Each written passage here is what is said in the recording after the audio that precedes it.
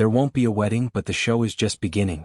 The Facebook notification pinged at 2:47 a.m., but I was already awake, staring at the ceiling and wondering why my fiancée Lydia hadn't come home yet. Her bachelorette party was supposed to end hours ago. I grabbed my phone, expecting maybe a drunk text or a blurry selfie with her girlfriends. Instead, I found myself looking at a photo that sent an icy chill down my spine. There was Lydia, my bride-to-be of 8 years, sitting on some guy's lap at Murphy's bar downtown.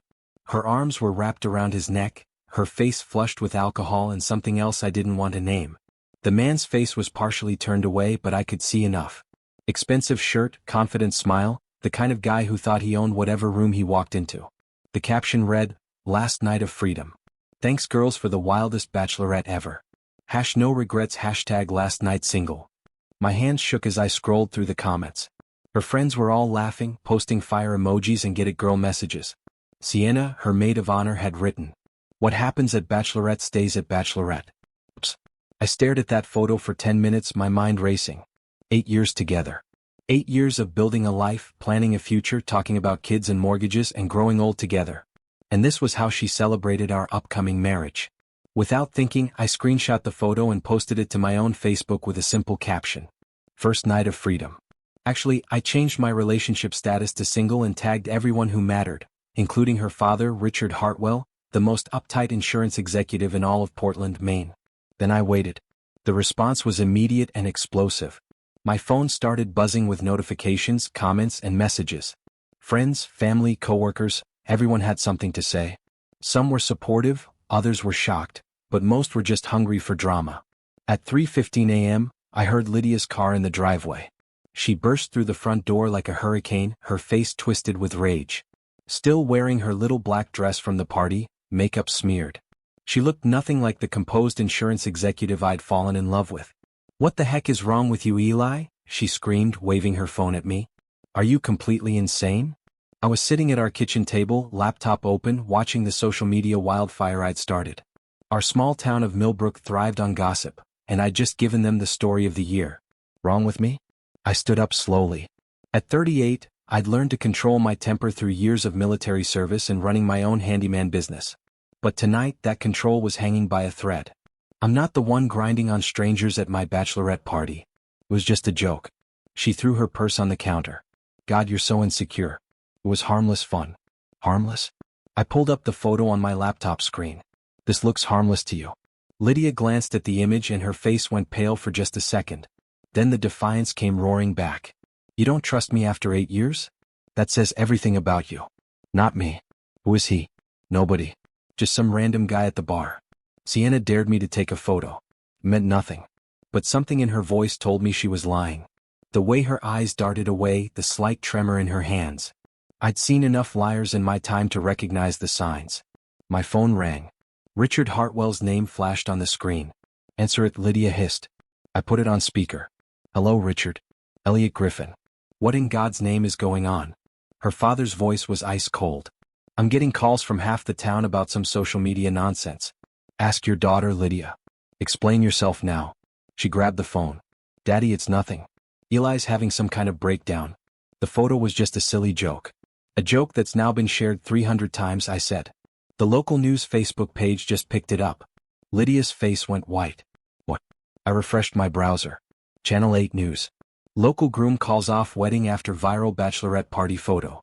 "Congratulations, honey. You're famous." "This is insane," she shouted. "You're ruining everything over nothing."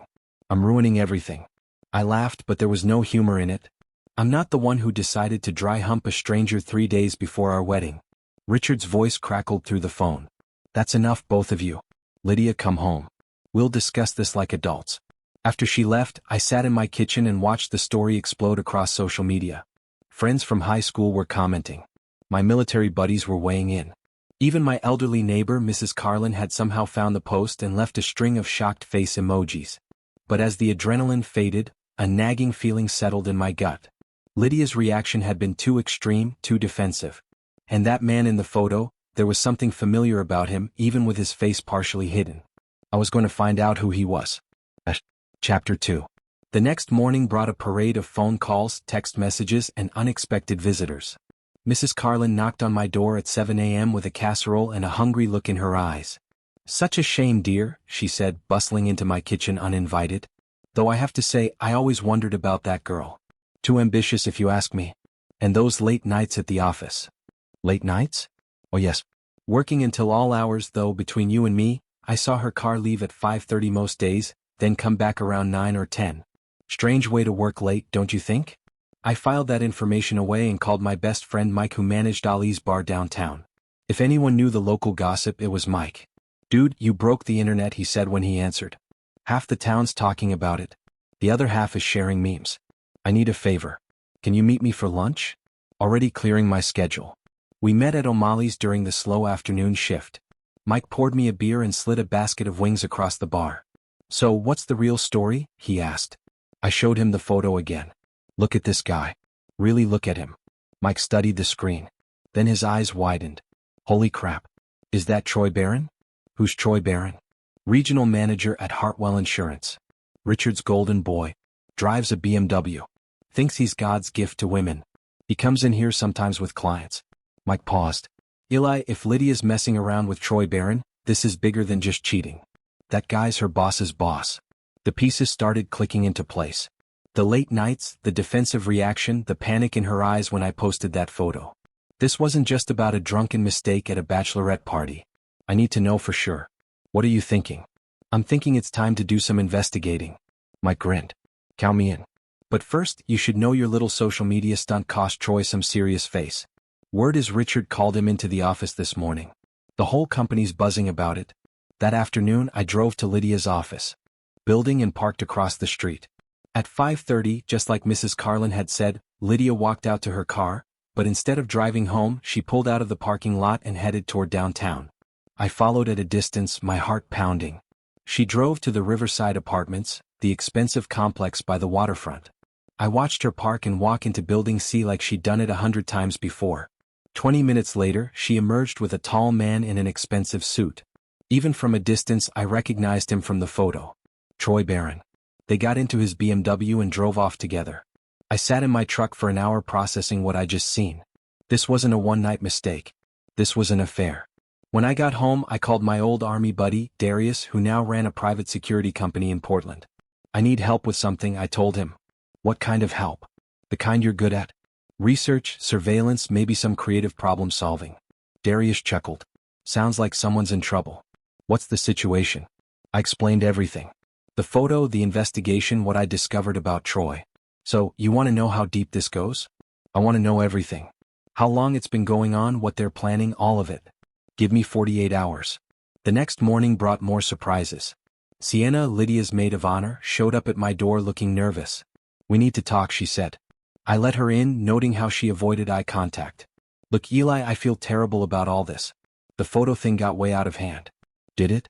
Or did it just expose what was already happening?" She fidgeted with her purse strap. "I don't know what you mean, Troy Barron. How long has Lydia been seeing him?" Sienna's face crumpled. "I can't.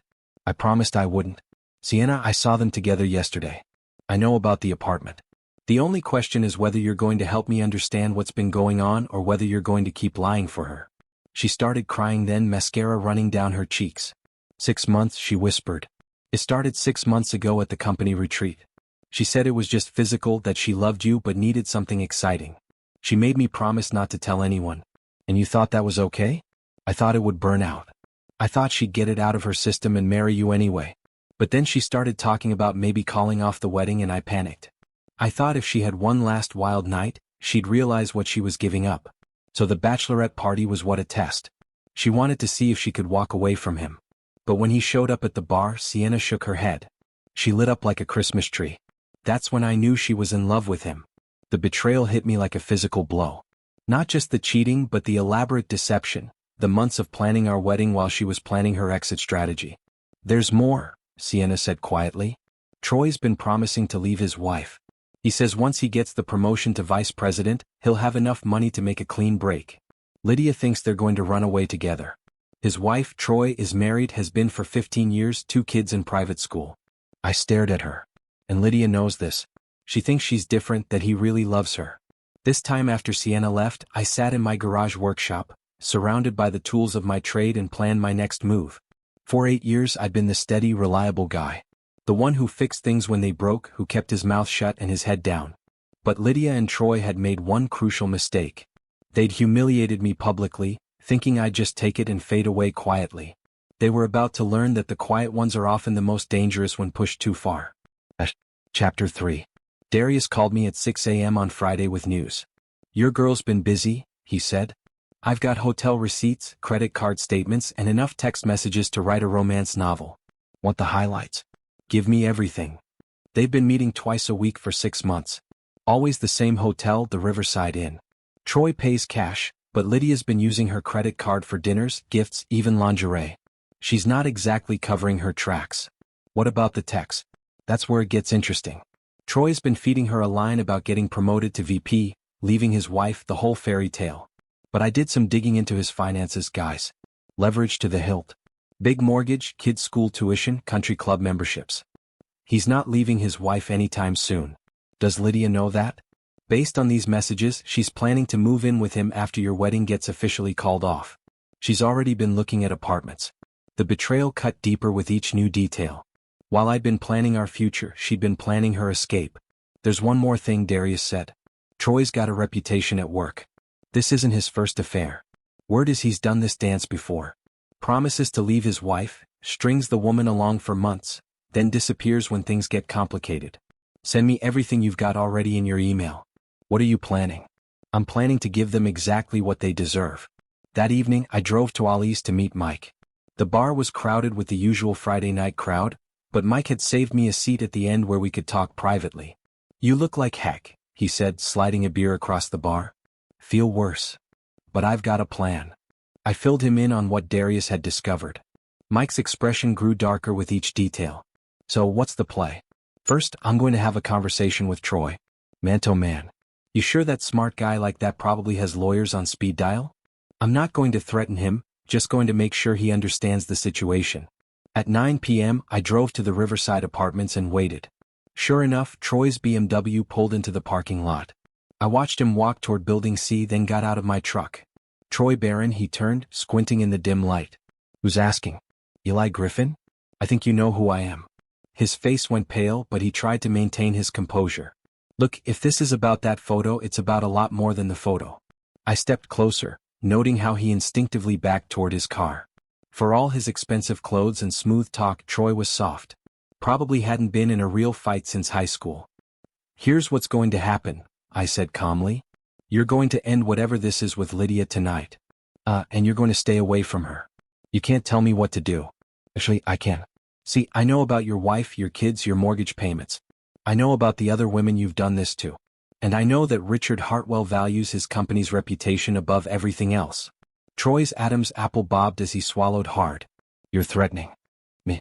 "I'm informing you. There's a difference. Lydia is an adult. She can make her own choices." "You're right. She can, but so can I." I pulled out my phone and showed him the screen.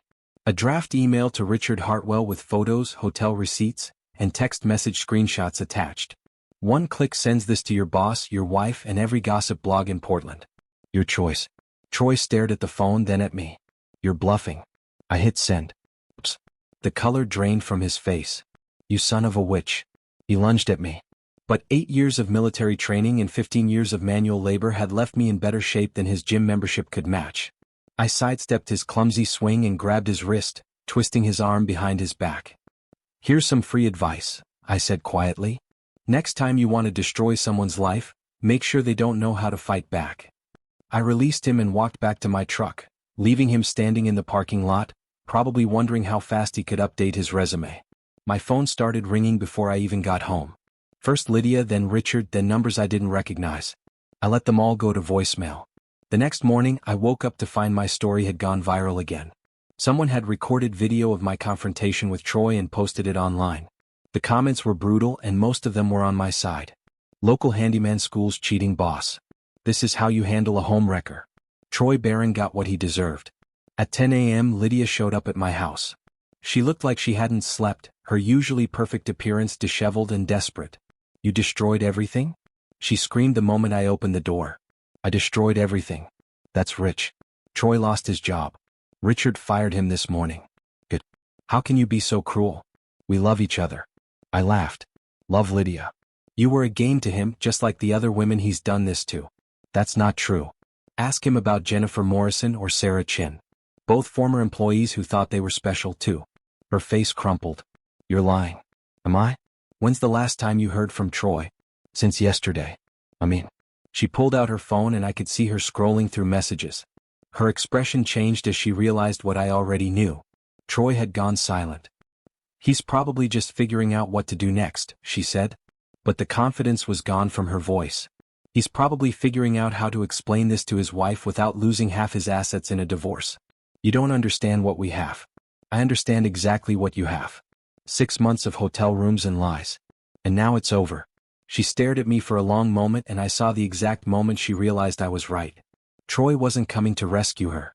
He wasn't leaving his wife. He wasn't even returning her calls. I hate you, she whispered. That's fine, but you're going to hate yourself more when you realize what you threw away. After she left, I called Mike. How's it feel to be the most famous man in Millbrook? He asked. Like I'm just getting started. Chapter 4. The next week brought a parade of consequences that rippled through our small town like stones thrown in a pond. Troy Barron disappeared entirely. Rumor had it his wife kicked him out and he was staying in a motel while looking for work in another state. Lydia moved back in with her father who was so embarrassed by the scandal that he barely left his house. But my former friends were a different story. It started with Dave and Jennifer Morrison. Yes, the same Jennifer that Troy had apparently seduced and discarded 2 years earlier. They'd been part of our regular social circle, weekend barbecues and game nights, the kind of friends you expect to have forever. Dave called me on Thursday evening. We need to talk, he said, his voice cold. About what? About what you did to Troy and to Lydia. What I did. Don't play dumb, Eli. You destroyed 2 people's lives over a stupid photo. I was quiet for a moment processing this. Dave, you do realize Troy was having an affair with my fiancée, right? And that he did the same thing to your wife 2 years ago. That's different. Jennifer and I worked through our problems. We're stronger now. So, I should have just let it slide, married Lydia anyway and pretended nothing happened. You should have handled it privately like an adult. Instead, you turned it into a public circus. The conversation went downhill from there. Dave accused me of being vindictive and cruel. I accused him of having selective memory about his own wife's affair. We both said things we couldn't take back. He wasn't the only one. Over the next few days, I heard from Tom and Susan Bradley, Mark and Carol Chen and several other couples from our social circle. The message was consistent. I'd gone too far. I was the villain in this story. It became clear that they'd been talking among themselves, building a narrative where I was the bad guy and Lydia and Troy were the victims of my vindictive revenge plot. The breaking point came on Saturday night at Ali's. I was having a quiet drink with Mike when Dave walked in with Tom Bradley and Mark Chen. They spotted me immediately and made a beeline for my table. Well, look who's here, Dave said loudly enough for half the bar to hear. The town's newest celebrity. Dave, don't do this here. Why not? You didn't mind making your business public before. Tom stepped closer. You know what you are, Eli. You're a bitter, small man who couldn't handle the fact that his woman found someone better. The bar went quiet. Everyone was watching now. Phones probably already recording. Someone better? I stood up slowly. You mean a married man who was using her for love while lying about leaving his wife? At least Troy treated her like a queen, Mark added. When's the last time you took Lydia somewhere nice? When's the last time you bought her flowers or jewelry or made her feel special? I was saving for our wedding. You know, the one she was planning to skip out on. Because you're boring, Dave shouted. You're a small-town handyman with no ambition, no class, no future. Lydia deserves better than fixing toilets for the rest of her life. The words hit like physical blows. These were supposed to be my friends, people who'd known me for years, who'd eaten at my table and celebrated holidays with me. You want to know what's really pathetic? Tom continued. You're so insecure that you had to destroy everyone else's happiness because you couldn't keep your own woman satisfied. That's enough, Mike said, stepping between us. Stay out of this, Mike, Dave snapped. This is between us and your loser friend here. Something snapped inside me then. The weeks of humiliation, betrayal, and now this. My own friends turning on me to defend the people who'd wronged me. You want to know what's pathetic? I said, my voice deadly calm. What's pathetic? Is 3 grown men ganging up on someone because they're too spineless to admit their own wives probably cheated too. What did you say? Mark stepped forward. You heard me. Jennifer definitely did with Troy.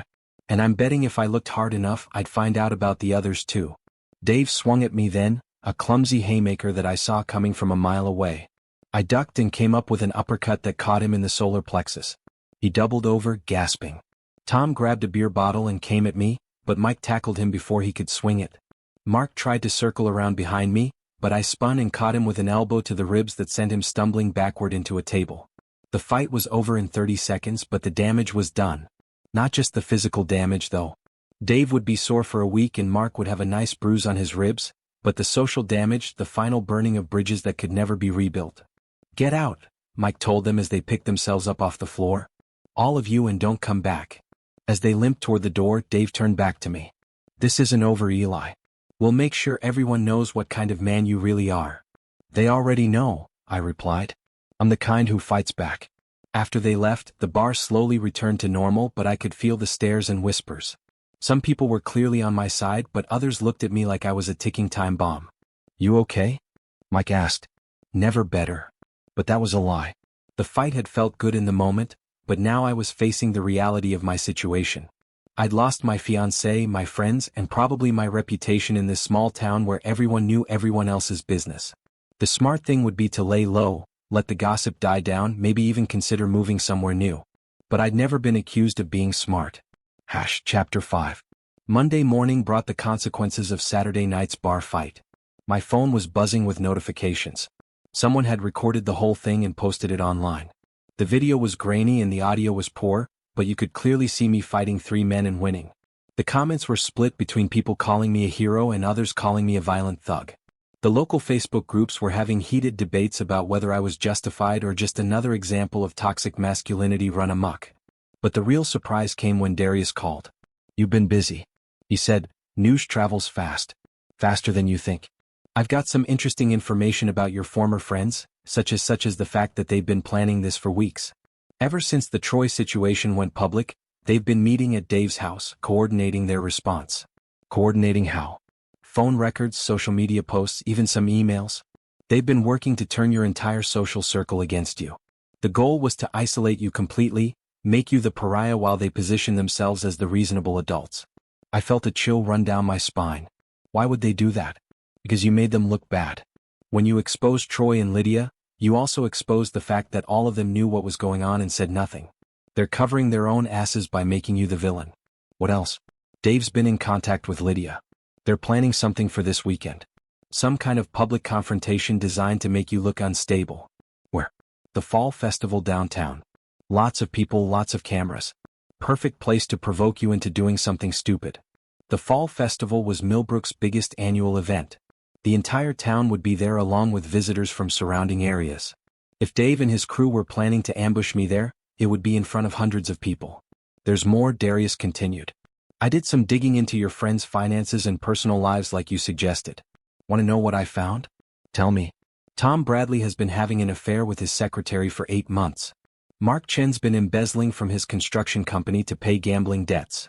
And Dave Morrison, he's been buying pills from a dealer in Portland. Not just marijuana.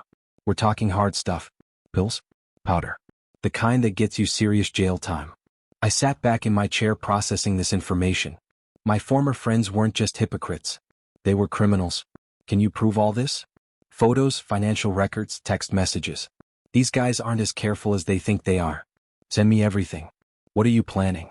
"I'm planning to give them exactly what they're planning to give me. A public humiliation they'll never recover from." Saturday arrived gray and drizzly. Typical October weather in Maine. The fall festival was set up in the town square with food trucks, craft booths, and a small stage for local bands. Despite the weather, hundreds of people had turned out for the annual tradition. I arrived around noon, wearing jeans and a flannel shirt, looking like any other local resident enjoying the festival. But I wasn't there for the food or entertainment. I was there for war.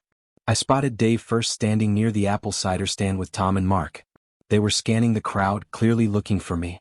Nearby, I could see Lydia talking with some of her coworkers, occasionally glancing in Dave's direction. They were all here. Perfect. I walked over to the small stage where a local country band was finishing their set. The festival organizer, Betty Walsh, was standing nearby with a clipboard. "Betty, can I borrow the microphone for a minute?" I asked. "Sure, honey. You want to make an announcement?" "Something like that." I climbed onto the stage as the band was packing up their equipment. The microphone was still hot, and when I tapped it, the sound echoed across the square. "Can I have everyone's attention, please?" The crowd slowly turned toward the stage. I could see Dave and his friends pushing through the people, realizing what was happening but unable to stop it. For those who don't know me, I'm Eli Griffin. I've lived in this town my whole life, and I've always believed in treating people with honesty and respect. The square was quiet now, except for the sound of rain pattering on the tent roofs. Recently, some people have been spreading stories about me, calling me unstable, violent, a bad friend. So, I thought I'd take this opportunity to set the record straight. I pulled out my phone and connected it to the sound system. This is a recording of Dave Morrison arranging a pills deal in Portland last month. The audio was crystal clear. Dave's voice discussing prices and quantities, arranging a regular supply. The crowd murmured as they recognized his voice. Dave's face went white. He started pushing toward the stage, but there were too many people in the way. This next recording is Tom Bradley on the phone with his secretary discussing their affair and how to hide it from his wife. Tom's voice filled the square, talking about hotel rooms and lies, laughing about how clueless his wife was. I could see Susan Bradley in the crowd, her face a mask of shock and rage. And finally, we have Mark Chin discussing how he's been stealing money from his construction company to pay off gambling debts. Mark's voice was the final nail in the coffin, casually discussing his embezzlement like it was a minor accounting error. The crowd was buzzing now. People pulling out phones to record, others calling friends to tell them what was happening. "These are the men who called me unstable," I said into the microphone. "These are the people who said I went too far when I exposed my fiancée's affair. I'll let you decide who the real villains are in this story." I unplugged my phone and stepped down from the stage. Dave, Tom, and Mark had finally made it through the crowd, their faces twisted with rage and panic. "You son of a witch!" Dave screamed, launching himself at me. But I was ready for him. I sidestepped his charge and let his momentum carry him into the stage platform. He hit it hard and went down in a tangle of limbs. Tom came next, swinging wildly. I caught his wrist and twisted, using his own force to flip him over my hip. He landed hard on the wet grass and didn't get up. Mark was smarter. He pulled out a knife. The crowd screamed and scattered as Mark advanced on me, the blade gleaming in the gray afternoon light. But 20 years of military and civilian training had taught me how to handle armed opponents. I grabbed a folding chair from nearby and used it to block his first thrust. The knife stuck in the metal frame. And while he was trying to pull it free, I swung the chair around and caught him in the side of the head. He dropped like a stone. The whole fight had lasted maybe 90 seconds, but it felt like hours. I stood in the middle of the town square, surrounded by my defeated enemies, while hundreds of people stared at me in shock. Then the applause started. It began with one person, then spread through the crowd like wildfire. People were cheering, whistling, taking pictures and videos. Someone shouted, "That's how you handle bullies." And the crowd roared its approval. I looked around and saw Lydia standing near the cider stand, her face pale with shock. Our eyes met across the square, and I saw something I'd never seen before. Fear. She was finally beginning to understand what she'd unleashed when she decided to betray me. But I wasn't done yet. I walked over to where she was standing, the crowd parting before me like I was Moses crossing the Red Sea. "Hello, Lydia. Eli, please. I have something for you." I pulled out an envelope and handed it to her. She opened it with shaking hands and pulled out a stack of photographs and documents. "Those are pictures of Troy with his wife and kids at Disney World last weekend," I said loud enough for everyone nearby to hear, along with the lease agreement for their new house in Florida. Turns out he didn't lose his job after all. He got transferred and he took his family with him.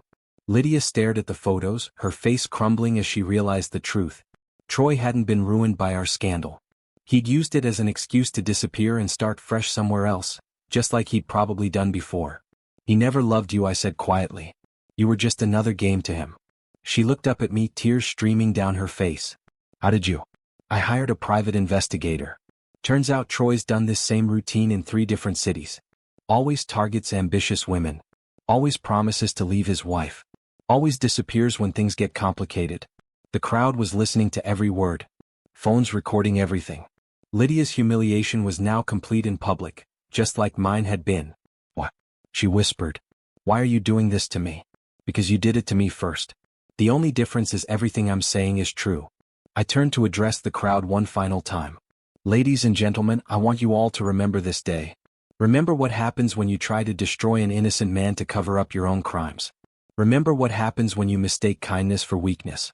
I walked through the crowd toward my truck. People stepping aside to let me pass. Behind me, I could hear sirens approaching. Someone had finally called the police about the fight. But I wasn't worried.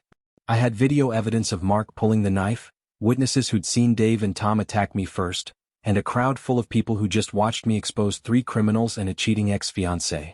As I drove away from the festival, I caught sight of myself in the rearview mirror. For the first time in months, I was smiling. The quiet handyman was gone. In his place was something harder, something that couldn't be broken or betrayed or humiliated. Something that fought back and won.